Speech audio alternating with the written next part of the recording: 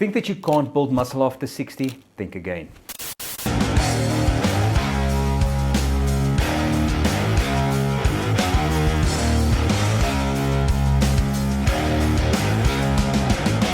With the right exercises, smart nutrition, and a simple 3-day-a-week plan, you can gain strength, improve mobility, and feel more energized than you have in years. I'm Marius Visser, I'm a biokineticist, and today I'm going to give you a full weekly muscle gain plan specifically for over 60s, including sets, reps, intensity, plus essential nutritional tips for building and keeping that muscle. So why do muscles matter after 60? From your 50s onwards, you can lose up to 3 to 8% of muscle mass per decade, a process called sarcopenia.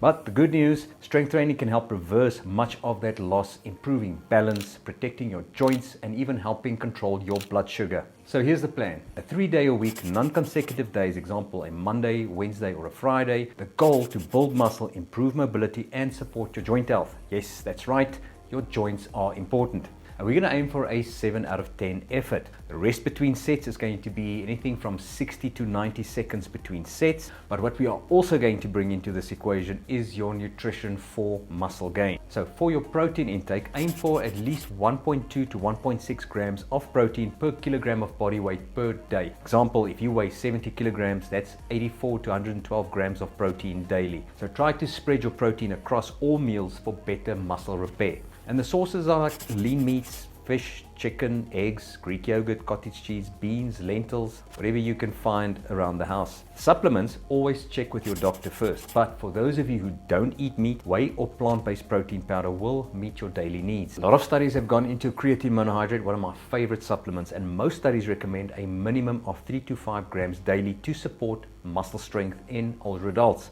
Creatine has also been shown to support brain health, something I will make a separate video about. And don't forget about your vitamin D. If your levels are low, you also need this for muscle and bone health. Now, hydration. Now, I know this is a debatable topic on how much water we need to drink each day, but what I aim for is at least 1.5 to 2 liters or 6 to 8 cups of water per day, more if I'm sweating during my workout. So I would just recommend keeping hydrated. Follow this plan consistently and you can expect to improve muscle tone, better balance, more energy for daily life, and even a reduced risk of falls, all in just a few weeks. So there's your 3-day-a-week full body muscle gain plan for ages 60 plus. Keep your intensity moderate to high, eat enough protein, and stay hydrated. And watch your strength and confidence grow.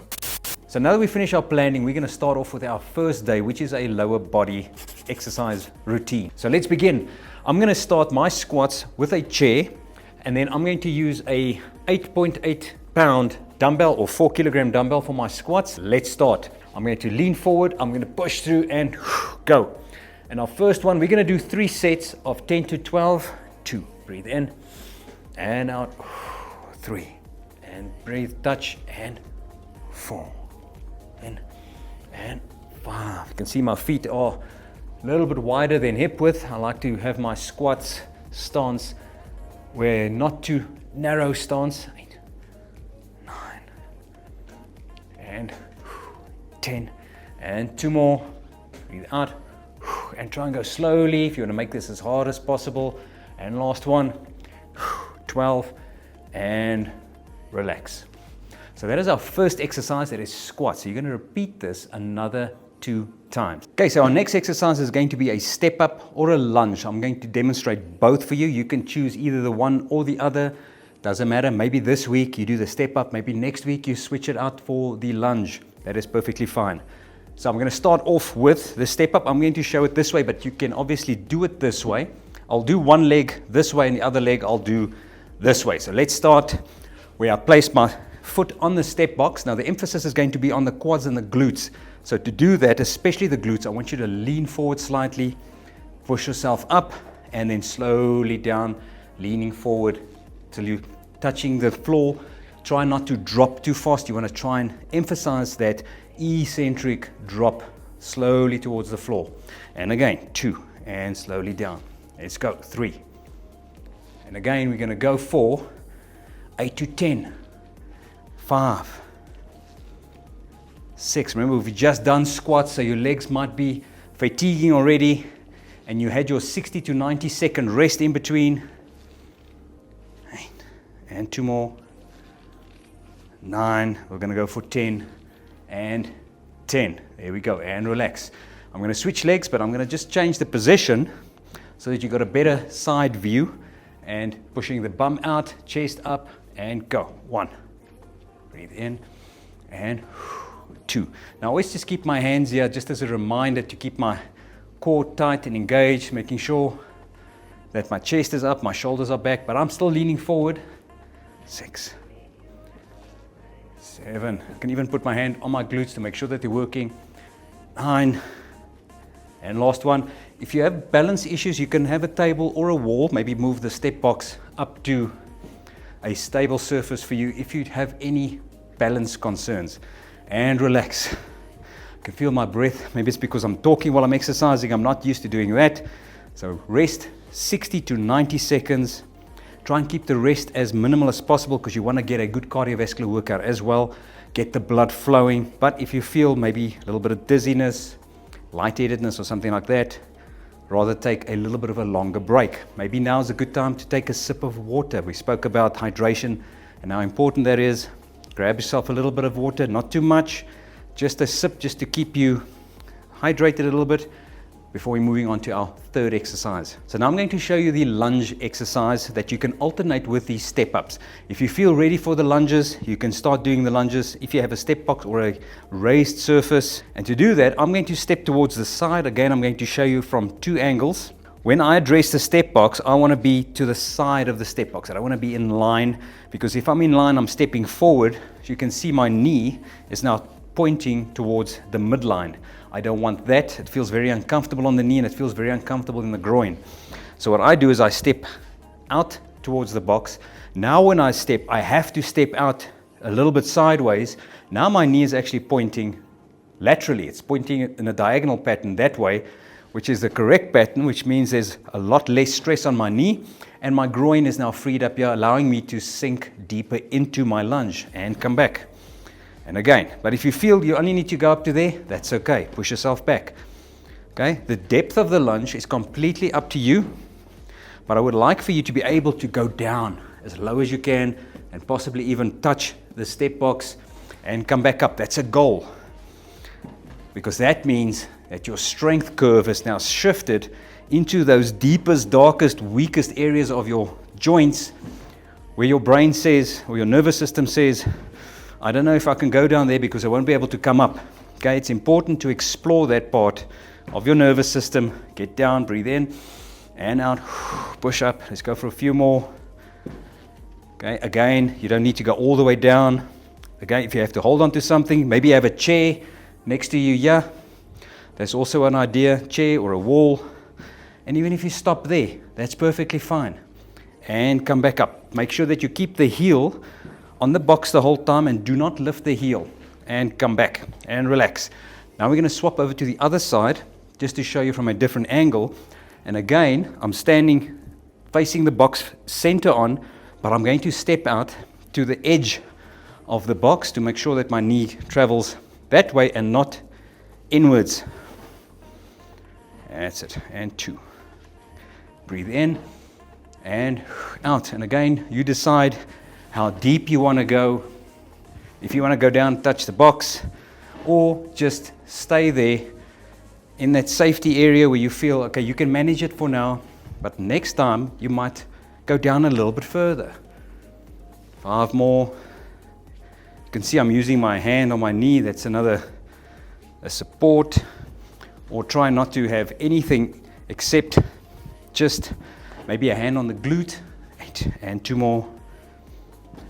9 and last one and 10 and relax. So I would have done only the step ups, or I would have done only the lunges of one of these 2. 60 to 90 seconds rest, grab a sip of water, and let's move on to our 4th exercise. So the next exercise, you're going to grab your pair of dumbbells, whichever one you've got. It could be 2 pounds, 3 pounds, 4 pounds, all the way up to 8.8 pounds or even heavier. It's up to you what you can manage. And these are called deadlifts. From here, we're going to stand. I'm going to show you from the side, starting with soft knees. And all you're going to be doing is shifting your hips back. Okay, try not to bend the knees too much. This is a hip dominant movement, so most of the movement's going to come from the hips itself. chest up, shoulders back, because you want to build a connection between your glute, your bum muscles, and your lat muscles, those big muscles that come down the side of your back. Okay, we want to get those tensioned. And then from there, we're going to let our hands just drop to where our knees are, and that's perfectly fine. And we come up. Breathe in, keep your chest up, keep looking forward. You don't want to round your back when you do this, otherwise you are not using the muscles that we are wanting you to use. We want to use the glutes, some of the lower back muscles, and then of course the hamstrings. These are brilliant for strengthening hamstrings, glutes, lower back, all in one go, for you to be able to carry things, bend down, pick up things off the floor. 7, 3 more, 8. We're going to do another 10 to 12. 10, let's go for 2 more. 11, and last one, and 12.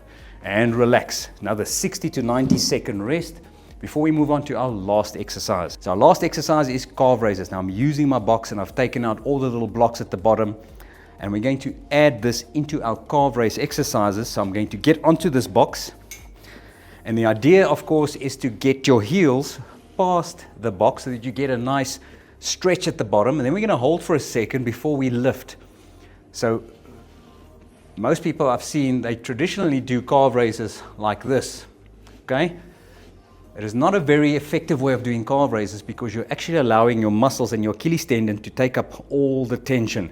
So it's almost like having a rubber band and you're stretching it, letting it go. All that elastic energy is actually in the tendons itself, and not much is happening at the muscles. If you want to strengthen the muscles and maybe get them to grow a little bit, we got to take that elastic energy out of the muscle itself, called the stretch reflex, by pausing at the bottom of the movement for at least a second, second and a half.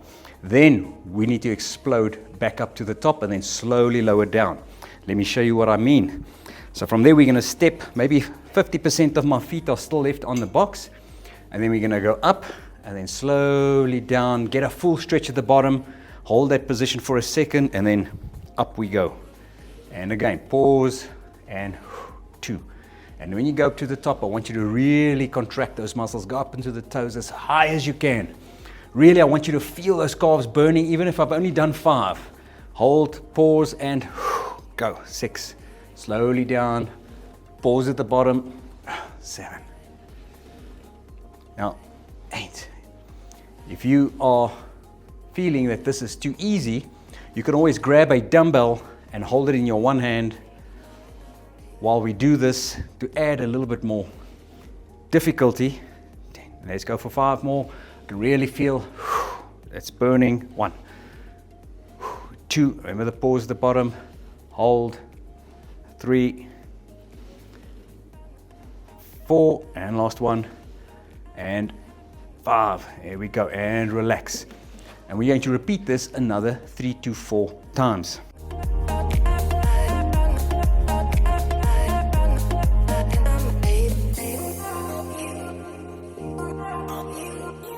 If you found this video helpful, please give this video a thumbs up, subscribe, and share it with a friend who wants to stay strong after 60. And also comment down below for your favorite exercise from this list. See you next time.